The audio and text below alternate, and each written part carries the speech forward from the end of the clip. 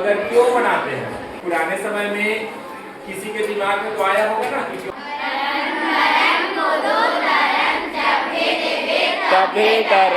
मगर इसकी शुरुआत क्यों हुई होगी? किसी ने सोचा होगा कि चलो त्योहार मनाएं, ठीक है, तो कैसे मनाएं? तो भिक्षा मांगेंगे, किसके दिमाग में आया होगा? उनका फसल बीमारियों से बच जाता था, लोग अकाल से भुखमरी से बच जाते थे। संकरित प्रजाति अर्थात भगवान शंकर को देवी प्रकोप अर्थात माता काली जो है पार नहीं कर पाती है। तो प्राचीन काल में छेरछेरा त्योहार क्या था? बीजों को आपस में मिश्रित करके संकरित बीज तैयार करके फसलों को विभिन्न प्रकार के रोगों से बचाने का तरीका था। तो इस प्रकार से संकरित बीज प्राप्त करने का बनाने का एक प्राकृतिक तरीका था। इस बात को उस समय के लोग अच्छे से नहीं समझ पाते थे, क्या हाइब्रिडाइजेशन, क्या संकरण, है ना। तो उन लोगों को समझाने के लिए, उन्हीं की भाषा में समझाने के लिए क्या किया गया? कहानी बनाया गया। मगर धीरे धीरे इसमें जो निहित मूल्य है, महत्व है, साइंटिफिक जो बात है, वो क्या हो गया? गायब हो गया। वर्तमान समय में साइंटिस्ट लोगों ने प्रूव किया है इस बात को। परसों ना छेरछेरा त्योहार है, ठीक है। तो छेरछेरा त्योहार के बारे में मैं कुछ जानकारी आप लोगों को बता रहा हूँ। कैसे मनाते हैं छेरछेरा त्योहार? तो सब लोग जानते हैं ना।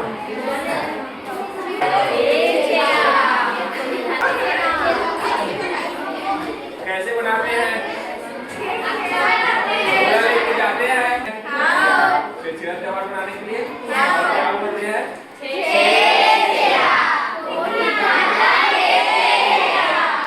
तीनों लोग अपना धान लेके आते हैं और देते हैं, और हम लोग फिर और किसी और के यहाँ चले जाते हैं और इस प्रकार से पूरा घूम के छेरछेरा लेते हैं, धान का भिक्षा मांगते हैं। तो ऐसे मनाया जाता है छेरछेरा त्योहार। मगर क्यों मनाते हैं? तो अभी के टाइम में हम छेरछेरा मनाते हैं एक प्रकार से दान पुण्य के त्योहार के रूप में, आपसी भाईचारा, आपसी सौहार्द को बढ़ाने के लिए, है ना, एक दूसरे से मिलने के लिए, आपसी जो सांप्रदायिक सद्भावना है उसको बढ़ाने के लिए, ठीक। मगर इसकी शुरुआत क्यों हुई होगी? पुराने समय में किसी के दिमाग में तो आया होगा ना कि क्यों मनाया जाता है छेरछेरा त्योहार, या किसी ने सोचा होगा कि चलो छेरछेरा त्योहार मनाएं, ठीक है, तो कैसे मनाएं? तो भिक्षा मांगेंगे, किसके दिमाग में आया होगा? और बाकी लोग कैसे राजी हो गए होंगे जब कोई पहली बार बोला होगा कि चलो ये भिक्षा मांगते हैं, है ना, सोचने वाली बात है ना, ठीक है। तो पुराने समय में क्यों मनाया जाता था छेरछेरा त्योहार? देखो, जब खेती बाड़ी, कृषि, है ना, कृषि की जब शुरुआत हुई तो पुराने समय में क्या करते थे? फसल उगाए, ठीक है, उससे उत्पादन मिला और उसी के थोड़े से हिस्सा को अगले साल उगाते थे बीजा के रूप में, और उससे जो उत्पादन मिलता था उसको फिर अगले साल उगाते थे। और यही प्रक्रिया क्या करते थे? बार बार, साल दर साल, कई वर्षों तक करते रहते थे, ठीक है। इससे क्या होता है? वर्तमान समय में साइंटिस्ट लोगों ने प्रूव किया है इस बात को कि पौधों की जो ओज क्षमता है, संकरित हाइब्रिड बीगर जो है, ठीक है, ओज क्षमता यानी कि उससे उसकी तंदुरुस्ती मानो आप पौधे की, ठीक है, वो कम होने लगता है। बार बार उसी बीज को, उसी से प्राप्त बीज को यदि उगाते हैं तो उसकी ओज क्षमता क्या होने लगती है? कम होने लगती है, और पौधा जो है बीमार होने लगता है, रोगग्रस्त होने लगता है। पौधा जो है क्या होने लगता है? बीमार होने लगता है, रोगग्रस्त होने लगता है। कीटों का और विभिन्न प्रकार के जो जीव जंतु हैं नुकसान देने वाले, उनका क्या होने लगता है? उसमें संक्रमण ज्यादा होने लगता है, ठीक है। तो इसको ठीक करने के लिए, इससे बचने के लिए हमारे पुराने समय के जो विद्वान थे, ऋषि मुनि थे, ज्ञानी लोग थे, चिंतन करने वाले, सोचने वाले, उन्होंने इसका समाधान ढूंढा और समाधान ये निकाला गया कि यदि हम एक ही प्रजाति के अलग अलग जगहों से प्राप्त बीजों को आपस में मिलाकर उगाएं। आपस में क्यों मिलाएं? क्योंकि अलग अलग जगहों पर जब बार बार उगाया जाता है तो उस क्लाइमेट के हिसाब से, उस वातावरण के हिसाब से वो पौधे ना ढल जाते हैं और उसमें कुछ अलग अलग आनुवंशिक गुण आ जाते हैं।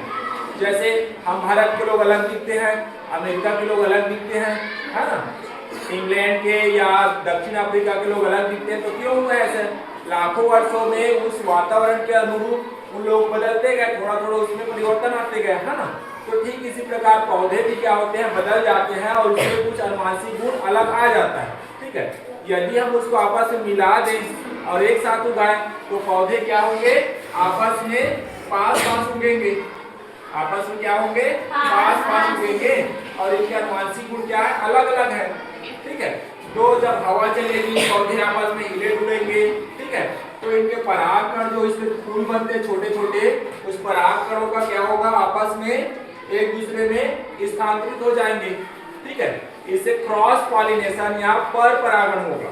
क्या होगा, पर परागण। धान का पौधा ऐसा है कि इसमें स्वपरागण होता है, यानी कि इसी पौधे का जो परागकण है उसी के पौधे के फूल में जाते हैं और उससे धान का बीजा या जो धान जो हम लोग छोटा सा देखते हैं वो बनता है। ठीक है, मगर जब पौधे बहुत पास पास रहेंगे, अलग अलग आनुवंशिक गुण वाले, तो थोड़ा थोड़ा इधर उधर परागकण जाएंगे और पर परागण होगा, उससे क्रॉस पॉलिनेशन होगा। और क्रॉस पॉलिनेशन होने से क्या होता है, संकरित बीज, संकरित हाइब्रिड, है ना। इसका गुण आनुवंशिक गुण इसमें मिल गया, इसका आनुवंशिक गुण इसमें मिल गया, तो अगली बार जो बीज तैयार होंगे, जो फसल उत्पादन तैयार होंगे, उसमें क्या होगा, आनुवंशिक गुणों की मिश्रण होगा, यानी कि हाइब्रिड होगा। वो क्या होगा, हाइब्रिड, संकरित होगा। तो इस प्रकार से ये संकरित बीज प्राप्त करने का, बनाने का एक प्राकृतिक तरीका था। क्या था, प्राकृतिक तरीका। उससे हमारे जो प्राचीन काल के विद्वान थे वे क्या करते थे, पौधों को आपस में मिश्रित करके, बीजों को आपस में मिश्रित करके पौधे उगाते थे और उससे संकरित बीज प्राप्त करते थे। अब इसमें जो है अलग क्वालिटी आ गया थोड़ा सा, तो इसका हाइब्रिड फिगर या ओज क्षमता क्या हो जाता है, बढ़ जाता है। ठीक है, अब ऐसे बीजों से यदि आप अगले साल उगाएंगे तो उसमें रोगों से लड़ने की क्षमता और बीमारियों से लड़ने की क्षमता ज्यादा होती है। यानी कि क्या होगा, वो कम बीमार होगा, रोगों के संक्रमण कम होगा तो ज्यादा उत्पादन आएगा, ज्यादा उत्पादन आएगा तो क्या होगा, फसल बढ़ेगा तो खुशहाली आएगी, तरक्की आएगी, उन्नति होगा, है ना। तो इस प्रकार से ये त्योहार क्या था, लोगों की खुशहाली में, तरक्की में, उन्नति में क्या था, सहायक था। समझ में आया। अब इस बात को उस समय के लोग अच्छे से नहीं समझ पाते थे, क्या हाइब्रिडाइजेशन, क्या संकरण, है ना। तो उन लोगों को समझाने के लिए, उन्हीं की भाषा में समझाने के लिए क्या किया गया, कहानी बनाया गया। ये जो पूरे प्रक्रिया है उसको क्या कर दिया गया, कहानी बना दिया गया और लोगों से कहा गया कि यदि आप छेरछेरा त्योहार के दिन क्या करते हैं, भिक्षा लेते हैं, किसका, धान का। ठीक है, धान का भिक्षा लेते हैं और उसको आपस में मिला के उगाते हैं, तो आपको काली माता नहीं मारेगी। उसका वास्तविक अर्थ क्या था, उसका वास्तविक अर्थ ये था, हाँ, काली माता जो है शंकर भगवान से क्या लिए हैं, शंकर भगवान काली माता से वरदान लिए हैं कि जो कोई भी इस दिन क्या करते हैं, भिक्षा लेते हैं, उन्हें काली माता नहीं मारती है।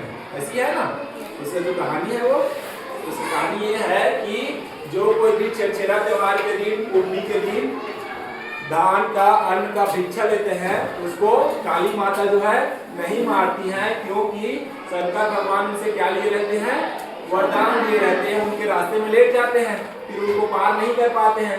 फिर भगवान उनको बोलते हैं कि आप जिनको मारना चाहते हो मारो, मगर जो कोई भी भिक्षा ले रहे हैं उसको मत मारना, ऐसे बोलते हैं, है ना। तो बाकी लोगों को फिर बोल देते हैं कि जाओ इस दिन भिक्षा लो, तो काली माता निकलती है, तो जितने लोग सब भिक्षा ले रहे हैं तो किसी को नहीं मारती है फिर वो, है ना। ऐसा उसका कहानी है, मगर उसका वास्तविक अर्थ ये है कि संकरित प्रजाति, यानी कि भगवान शंकर का मतलब क्या है, संकरित प्रजाति को विभिन्न प्रकार के बीमारियों, रोग, जिनको प्राचीन काल में, पुराने समय में ना देवी प्रकोप माना जाता था। लोग नहीं जानते थे कि ये किसके कारण होता है, सूक्ष्म जीवों के कारण से होता है, वायरस, बैक्टीरिया आदि के कारण से होता है। वो लोग उसको क्या मानते थे, देवी प्रकोप। ठीक है, और देवी प्रकोप यानी माता काली का प्रकोप मानते थे, है ना। तो उसी से कहा गया कि संकरित प्रजाति अर्थात भगवान शंकर को देवी प्रकोप अर्थात माता काली जो है पार नहीं कर पाती हैं, तो आपका पौधा क्या होता है, बीमार नहीं होता है। और जब पौधा बीमार नहीं होता है तो आप क्या हो जाते हैं, अकाल से, भूखमरी से बच जाते हैं, या एक प्रकार से कहा जाए तो माता काली के प्रकोप से बच जाते हैं, आप जीवित रहते हैं, माता काली आपको नहीं मारती है। ठीक है, तो लोगों को जितना समझ में आता था, नहीं आता था, तो भी वो लोग विश्वास करते थे हमारे प्राचीन भारतीय संस्कृति पर, हमारे प्राचीन महागुरुओं के ज्ञान विज्ञान के दर्शन पर और उनकी कही हुई बातों को लोग अपनाते थे, है ना। अपनाते थे तो लाभान्वित भी होते थे, लाभान्वित होते थे तो उससे और लोग प्रेरित होते थे और अपनाते थे। और इस प्रकार से धीरे धीरे क्या हो गया, एक त्योहार बन गया और लोग इसे धूमधाम से क्या करने लगे, मनाने लगे। मगर धीरे धीरे इसमें जो निहित मूल्य है, महत्व है, साइंटिफिक जो बात है, वो क्या हो गया, गायब हो गया। और लोग इसे परंपरा के रूप में, केवल एक नेम के रूप में निभाने लगे और एक दूसरे के यहाँ क्या करने लगे, भिक्षा मांगने लगे। समझ में आया? ठीक है। तो प्राचीन काल में छेरछेरा त्योहार क्या था, बीजों को आपस में मिश्रित करके संकरित बीज तैयार करके आनुवांशिकी के आधार पर, आनुवांशिकी के नियमों के आधार पर संकरित बीज तैयार करके अपने फसलों को विभिन्न प्रकार के रोगों से बचाने का तरीका था, विभिन्न प्रकार के बीमारियों से बचाने का तरीका था। समझ में आया? ठीक है। तो इसलिए प्राचीन काल में क्या किया जाता था, छेरछेरा त्योहार मनाया जाता था। तो छेरछेरा त्योहार क्यों मनाया जाता था, समझ में आ गया? ठीक है। इससे जुड़ी हुई कहानी कैसे बनाया गया है, समझ में आ गया? है ना। जो कहानी बताया गया है वास्तव में क्या है, उसी को कोडित किया गया है कहानी के रूप में। किसको? अपने प्राचीन काल के आनुवांशिक समझ को, प्राचीन काल के आनुवांशिक ज्ञान को। ठीक है। वो अलग से एकदम देवी देवता वाला कहानी नहीं है, उसमें रूपांतरण किया गया है, रूपकों का प्रयोग किया गया है। किसका प्रयोग किया गया है? रूपकों का। ठीक है। संकरित प्रजाति को भगवान शंकर बोल दिए। ठीक है। और देवी प्रकोप माना जाता था विभिन्न रोगों को, तो उसको माता काली बोल दिए। ठीक है। और उसी से फिर क्या हो गया, कहानी के रूप में ज़्यादा प्रचलित हो गया, ज़्यादा लोग उसको सुनने लगे, सुनाने लगे और ज़्यादा भिक्षा मांगने लगे। तो एक प्रकार से ठीक ही हुआ, है ना। भले लोग समझे या ना समझे, मगर उनका फसल तो बच जाता था ना, उनका फसल बीमारियों से बच जाता था, लोग अकाल से, भुखमरी से बच जाते थे। और इसलिए क्या है, एक प्रकार से ये फायदेमंद था। तो लोगों ने कहा ठीक है, जैसा भी समझे, कहानी के रूप में समझते हैं तो कहानी के रूप में समझ में, है ना। ठीक है। तो सबको समझ में आ गया छेरछेरा त्योहार क्यों मनाते थे? Yes sir. तो अब एक बार बोल दीजिए क्या क्या बोलते हैं उसको।